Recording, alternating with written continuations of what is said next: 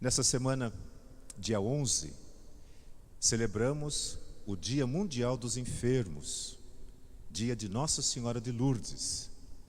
Não sei se vocês sabiam disso. A mãe de Jesus, com esse título de Lourdes, é padroeira mundial dos enfermos. Tivemos uma linda celebração aqui na igreja. Pude ungir algumas pessoas com óleo santo e a todas abençoar com esta pouquinha água que sempre alguém me traz de Lourdes. Então eu coloco um pouquinho nessa água benta da igreja e nesses dias especiais abençoo as pessoas que aqui vêm com esta água, como lá em Lourdes. Lourdes é um dos 3 santuários marianos mais visitados do mundo. Pessoas das mais diversas religiões, pessoas das mais diversas etnias, culturas, vão a Lourdes em busca de cura.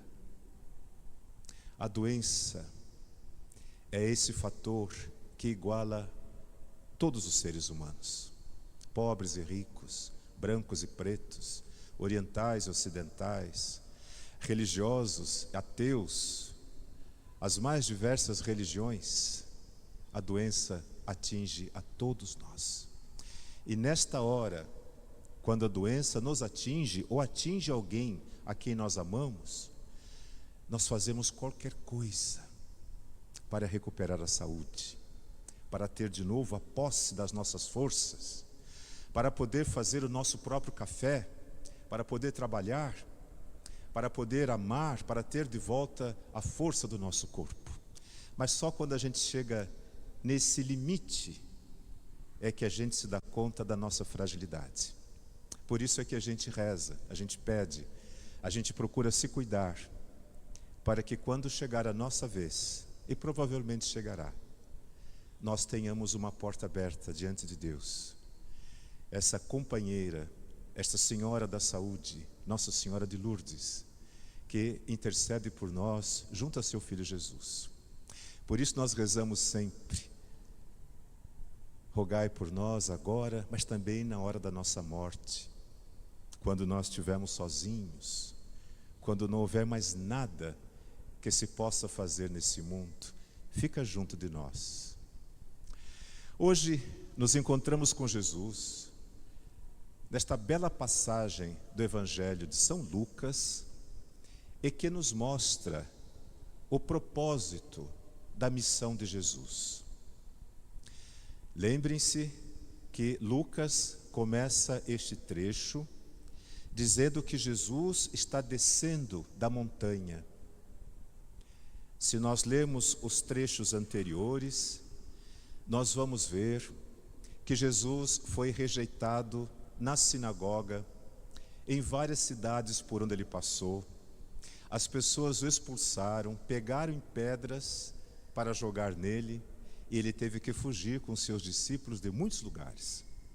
Sempre o acompanhava um grupo desses homens chamados fariseus, e eles observavam as suas palavras, as suas atitudes, para ver se encontravam nele alguma coisa para o desqualificar, para o prender.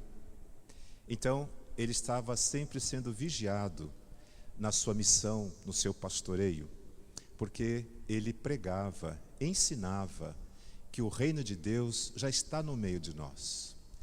E além disso, ele mostrou como ninguém que Deus, nosso Criador, é um Pai amoroso, paciente e misericordioso, bem diferente daquilo que a religião pregava naquela época.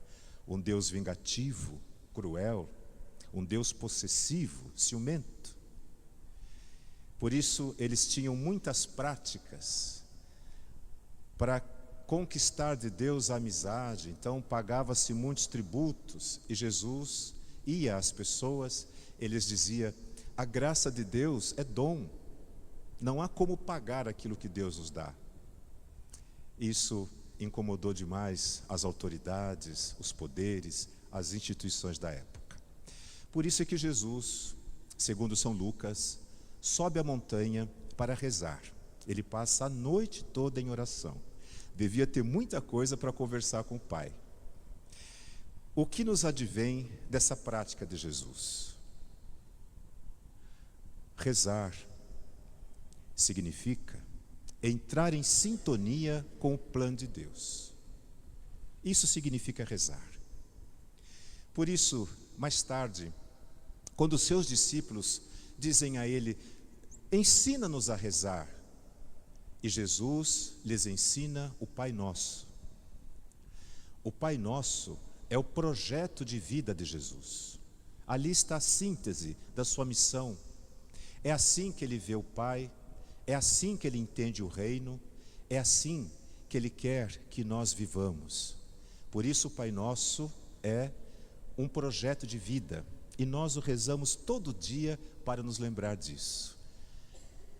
Quem sabe a primeira oração do dia, quem sabe também a primeira oração antes de dormir, de se deitar, a última oração do dia, pudesse ser a repetição das palavras de Jesus, o Pai Nosso, porque ali está a síntese da sua missão, missão essa a que nós somos chamados a colaborar, a nos comprometer também. Vamos guardar isto. Rezar significa entrar em sintonia com o plano de Deus. Então, possivelmente, Jesus tinha muita coisa a contar. Sei lá, ele vai dizer assim: olha, jogaram pedra em mim, falaram mal de mim. Eu não consigo entrar no coração das pessoas. E a gente, quando está diante de Deus, a gente vem mesmo e fala todas as coisas. Eu, pelo menos, né, eu coloco nas suas mãos, olha. Mas aí tem o momento da escuta, o silêncio. Só quem tem o coração aberto, os ouvidos atentos, para ouvir a palavra de Deus, que ressoa junto ao nosso espírito. O nosso espírito compreende a voz de Deus. E o nosso espírito se expressa de uma maneira que nós também não compreendemos, não é linguagem humana. Por isso pedimos ao Espírito que leve a Deus a nossa oração. O próprio Jesus vai dizer: vocês não sabem pedir. Rezam, não são atendidos porque não sabem pedir. Peçam que o Espírito Santo os oriente. Jesus, a plenitude do Espírito, fala com o Pai e o escuta. Pela manhã, como nós vemos, ele desce da montanha. E o que ele vê diante de si? A multidão. Pessoas vindas de todos os lugares. Lucas faz questão de dizer que vinha gente da Judéia, de Jerusalém, mas também de Tiro e de Sidônia. Galileia, Jerusalém, Judéia, eram regiões em que a religião era muito forte. Portanto, ali os judeus encontravam uma razão para suas vidas, na religião. Tiro e Sidônia ficava bem distante, no litoral. Ali moravam os pagãos, pessoas que vinham de todos os lugares, buscavam vida, condições de sobrevivência nessas grandes cidades que eram entrepostos comerciais, pois ficavam no litoral. Então vinha gente de todas as culturas, pagãos, adoradores de ídolos. E havia na região este grande ídolo de pedra chamado Manom, que significa o Deus da prosperidade. Então, muitas daquelas pessoas que vieram de Tiro e de Sidônia eram adoradoras deste ídolo chamado Manom, que é o Deus da prosperidade. Um grande ídolo de pedra, muitos templos dedicados a ele, sacerdotes, uma liturgia. É diante deste grande ídolo que eles sacrificavam pessoas. Lembram-se da história de Abraão, que foi chamado a sacrificar o próprio filho? Para a gente isso é horrível, mas era comum na cultura pagã daqueles tempos. O que eles diziam? Manom é um Deus que se satisfaz com sangue de inocente. Então, matar o próprio filho, uma criança, uma menina, sangue inocente, agradava ao ídolo. E em troca, ele dava uma boa colheita, fazia com que o rebanho se tornasse fértil, a pessoa podia enriquecer. Eu sei que para nós hoje isso parece bizarro, Mas quantas pessoas no nosso meio, na nossa cultura, também não estão dispostas a sacrificar qualquer coisa pelo poder, pelo dinheiro, pela riqueza? A gente critica os antigos, mas também tem dificuldade de ver o que algumas pessoas fazem para subir na vida. Que Deus elas adoram. Falam em nome de Jesus, mas não o seguem. Usam o seu nome em vão, mas fazem aquilo que o seu orgulho, a sua vaidade, a sua ganância pede. Pois bem, esta situação é o quadro que nós vemos hoje. Gostaria de lhes falar do profeta Jeremias, cuja primeira leitura ouvimos agora. Serei breve, mas é muito importante. Jeremias é esse que vê o mal crescendo no meio do povo. O que é o mal que ele percebe? Uma forma de pensar, de agir, diferente daquela que o livro sagrado ensinou. Israel começou a crescer, a população recebia imigrantes e pessoas de culturas diferentes vinham para o país e traziam seus costumes. Então, não havia mais entre eles, na sua população, o cuidado com os pais, que é um dos mandamentos da lei de Deus, honrar pai e mãe. As outras culturas não tinham isso, então o povo também começou a deixar de lado. E outras práticas, adoradores de ídolos, eles trouxeram para o meio do povo uma nova forma de pensar e de agir. É por isso que Jeremias hoje faz essa comparação e vai dizer, olha, vocês não podem entrar no esquema do malvado. E ele compara o malvado a um cardo, que é um arbusto que dá o seu tempo de vida muito curto na areia do deserto. Como não tem água, o cardo estende as suas raízes na areia, na superfície.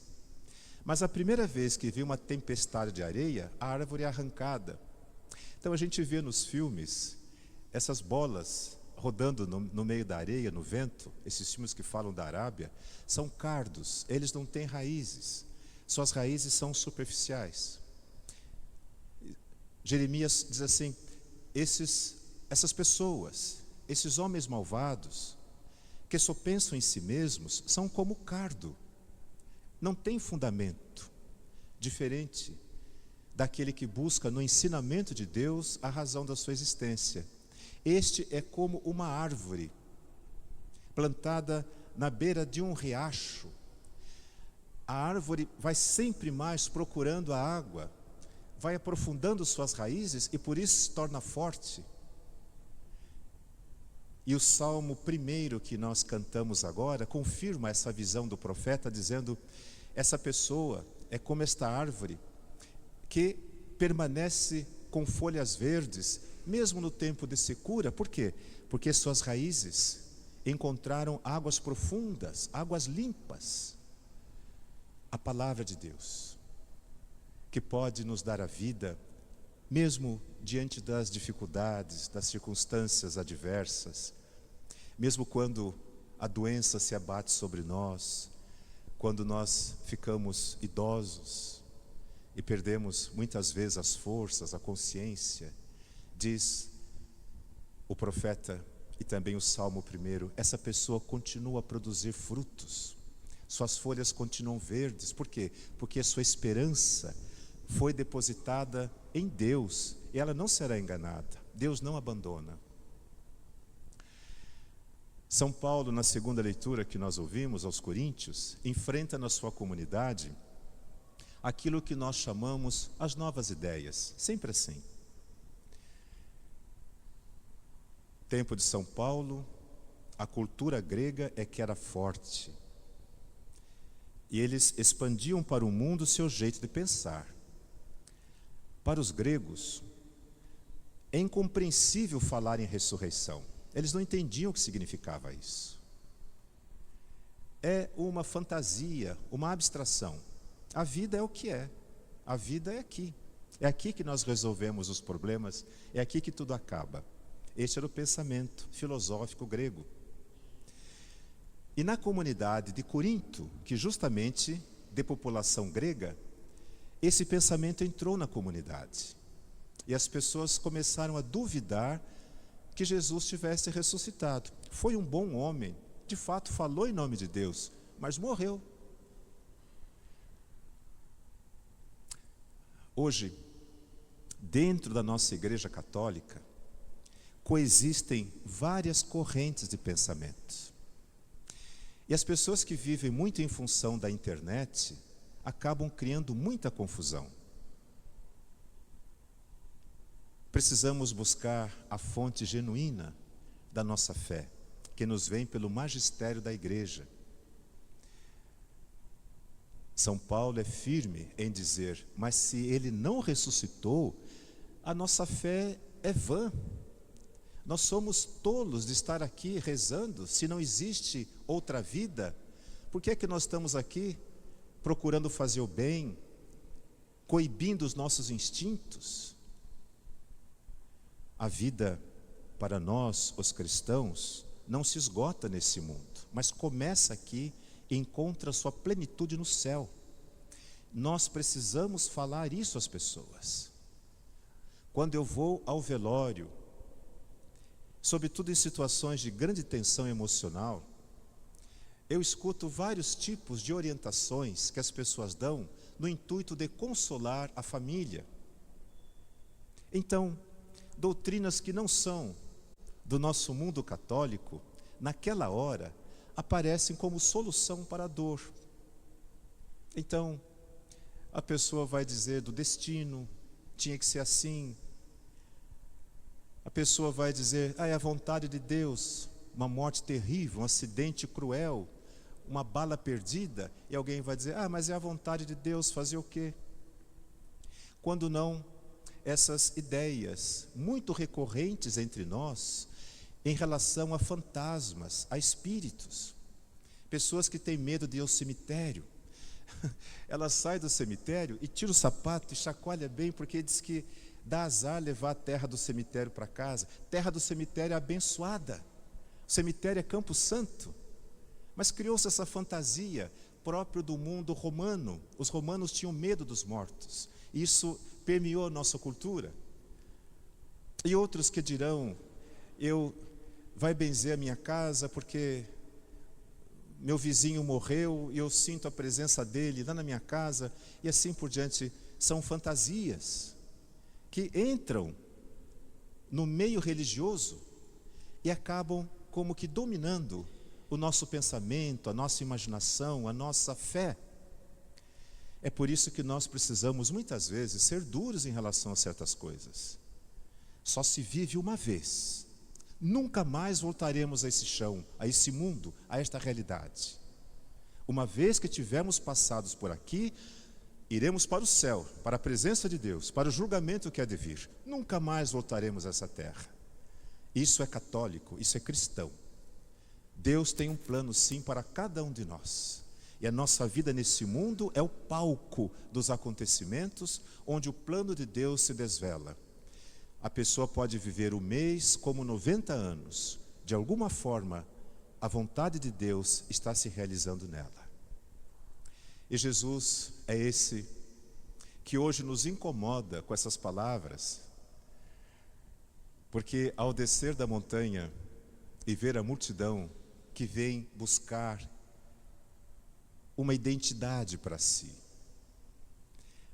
a identidade de uma pessoa que encontrou a si mesma, por isso é que eles vêm a Jesus. São pagãos, são adoradores de ídolos, são religiosos judeus, são pessoas de todos os lugares que tiveram tantas experiências de vida, mas quando ouviram falar de Jesus, foram até Ele. Porque todos nós, não importa os nossos caminhos nessa vida, não importa de onde viemos, por onde andamos, todos nós buscamos a beleza, buscamos a verdade e buscamos o bem. É por isso que procuramos a Jesus. Porque Jesus, sendo a manifestação de Deus no mundo, Ele é para nós a beleza, a verdade e o bem. É por isso que as pessoas buscam nas religiões um sentido para a sua vida. Elas buscam a Deus. E Jesus olha para os seus discípulos naquele momento. E aqui, prestem atenção, ele vê a multidão, mas ele encara os seus discípulos. Portanto, há aqueles que vêm a Jesus, por qualquer motivo que seja, e depois vão embora, vão cuidar da sua vida. É como as missas de quartas-feiras que eu celebro aqui na igreja. 21, 25 intenções de sétimo dia. A igreja totalmente lotada. A maioria das pessoas não sabe nada do nosso rito. Não sabe por que estão aqui. Vieram por solidariedade, vieram porque estão sofrendo e depois vão embora. Continuam a sua vida. Aquilo para elas foi o momento em que talvez viessem somente para mostrar solidariedade, mas pouco sentido teve para elas. Por quê? Porque elas são a multidão. Os discípulos não. Os discípulos são aqueles que ficam. Os discípulos são aqueles que voltam. Os discípulos são aqueles que não se saciam como o cardo no deserto em lançar as suas raízes na areia, mas os discípulos são aqueles que se esforçam para aprofundar a sua fé, para buscar um conhecimento, para finalmente ter uma identidade que lhes dê sentido nessa vida, que possam dizer, vale a pena viver, mesmo que a vida não seja como eu quis, como eu sonhei, mas ainda assim, eu sei que eu estou fazendo a vontade de Deus. Esses são os discípulos de Jesus, e é para eles que Ele levanta o seu olhar e os encara. E Ele vai dizer para eles, os seus discípulos, felizes são vocês, pobres, porque vocês deixaram tudo para me seguir. Jesus não está enaltecendo a pobreza. Ninguém quer ser pobre. A pobreza degrada o ser humano. A pobreza vai contra o projeto do reino de Deus. Mas Jesus olha para os seus discípulos, vê a sua abnegação, o seu desejo em segui-lo, e Ele diz, felizes são vocês que deixaram tudo para me seguir. Deixar tudo significa os valores que para o mundo são essenciais. Os discípulos de Jesus têm outros valores, são os valores do reino de Deus. Por isso Jesus diz, vocês são felizes, pobres para este mundo. Vocês são felizes porque passam fome. E nós temos que nos lembrar que mesmo no tempo de Jesus, a sociedade dividida em classes abusava, consumia, banqueteava-se com a desgraça dos outros. Várias vezes Jesus olha para os ricos e sente pena deles. Lembram-se de Lázaro, que morreu de fome na porta de um rico? E eles diziam, nem as sobras que eles jogam para os cachorros, o rico permitia que dessem para Lázaro, que ficava dia e noite na porta da casa dele. Os dois morrem, Lázaro vai para o céu, o rico vai para o inferno. Vocês conhecem a história, qualquer dia a gente fala sobre isso.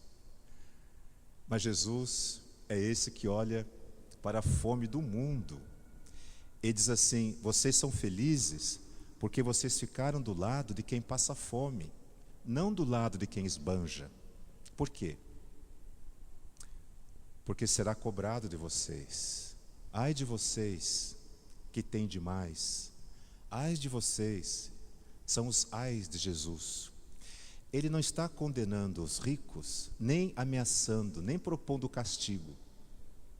A palavra ai, no português, na nossa língua, é uma interjeição que pode significar dor, medo, espanto. Ai! Ai, meu Deus do céu! Ai, minha Nossa Senhora! Né? Em hebraico se diz ru. E Jesus diz ru. Ai dos ricos. Ele sente pena, ele tem misericórdia. E é por isso que ele os alerta. Vocês vão passar fome. Não haverá lugar para vocês na casa de Deus. E assim por diante. Jesus, portanto, ao falar para nós, os seus discípulos, nos vê na contramão do mundo, na contracultura da história.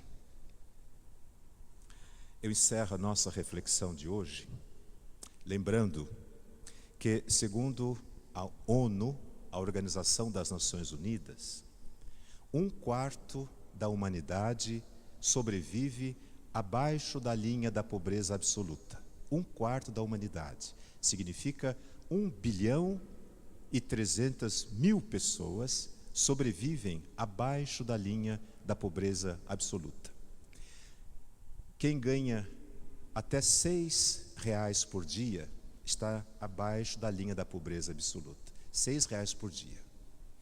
São países inteiras, são classes sociais em diversos países, mesmo os mais ricos. É uma população inteira no terceiro mundo que não tem serviço de saneamento básico. Eles não têm acesso à água potável, esgoto. Pessoas que são analfabetas, não têm acesso à educação. Pessoas que não têm acesso aos bens que a cultura produz. Não podem usufruir, não podem ter tratamento médico, não podem comprar remédio, não podem comer proteína para que o corpo possa trabalhar, se construir. 1.300.000.000 de pessoas. E do outro lado, esse instituto chamado Forbes publicou uma lista de 2.700 bilionários no mundo inteiro. São 2.700 bilionários no mundo que detêm 78% de toda a riqueza mundial. 2.700 pessoas detêm no seu poder mais de 70% da riqueza do mundo. Eles decidem a economia dos países, decidem as taxas de juros, decidem onde será feito investimento, decidem que nação será alvo de uma nova fábrica. Ao invés de gerar empregos, ao invés de produzirem vida, eles acumulam. Então Jesus olha e diz: ai dos ricos, ai dos ricos. A nós nos cabe decidir. Quem somos nós? A multidão que vem e vai? Os ricos que não têm compaixão? Duvido. Ou nós somos os discípulos de Jesus?